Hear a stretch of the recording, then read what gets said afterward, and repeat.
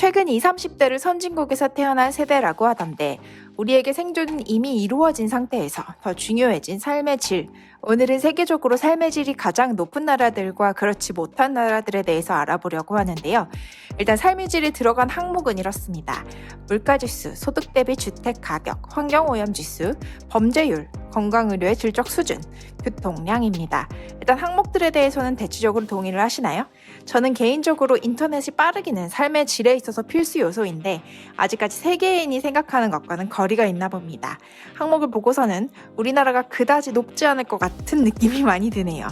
물가지수도 상당히 높은 편이고 주택의 가격이나 환경의 부분에서 지수가 많이 떨어졌을 거라고 생각합니다.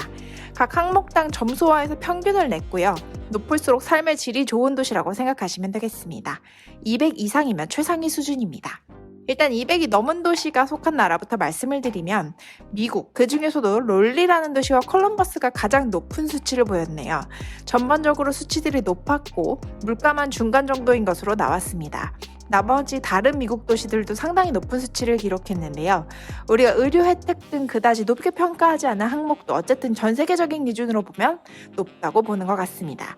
유럽에서는 유일하게 200이 넘은 도시가 스위스의 취리히였습니다. 스위스는 물가가 비싼 나라로 유명하지만 그 국가의 국민들은 또 소득이 세계에서 높기로 유명하기 때문에 거기에 직장을 잡고 사시는 분들에게는 큰 문제가 되진 않겠죠.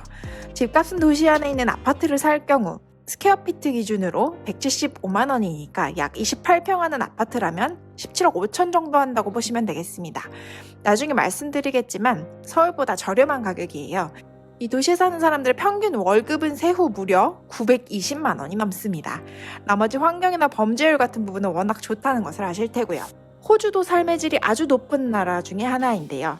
그중 아들레이드와 캔버라라는 도시가 200이 넘는 수치를 보였습니다. 여기도 물가는 비교적 높은 편에 속했지만 나머지 수치들이 좋았는데요. 캔버라의 경우 집값이 스퀘어피트당 51만 원 정도여서 약 28평의 아파트라면 5억 정도 하고요.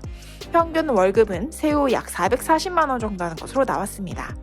호주도 환경과 의료 혜택은 워낙 좋은 것으로 유명하죠. 그렇게 미국의 일부 도시, 스위스 취리히, 호주의 일부 도시 등이 세계에서 가장 삶의 질이 높은 도시들로 보이네요. 그렇다면 한국은 어느 정도일까요? 일단 한국은 전체 수치 125위입니다. 물가가 상당히 높고 소득 대비 집값이 가장 높은 것으로 나왔고요. 교통량도 상당히 많은 것으로 나왔습니다. 서울의 평균 월급은 세후 310만 원 정도이지만 평균 아파트 가격이 스퀘어피트 기준으로 240만 원이니까 약 28평 아파트 기준 24억이라고 보시면 되겠습니다. 이 조사는 우리가 흔히 말하는 빌라 등의 주택을 뺀 순수 아파트만 본 것이기 때문에 평균 집값보다 훨씬 비싸게 보임을 감안해 주세요.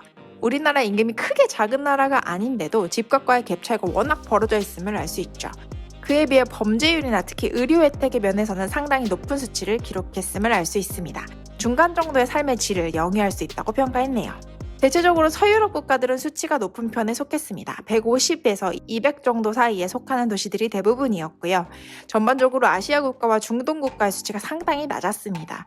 동유럽도 100에서 130 정도의 수치로 서울과 비슷했는데요.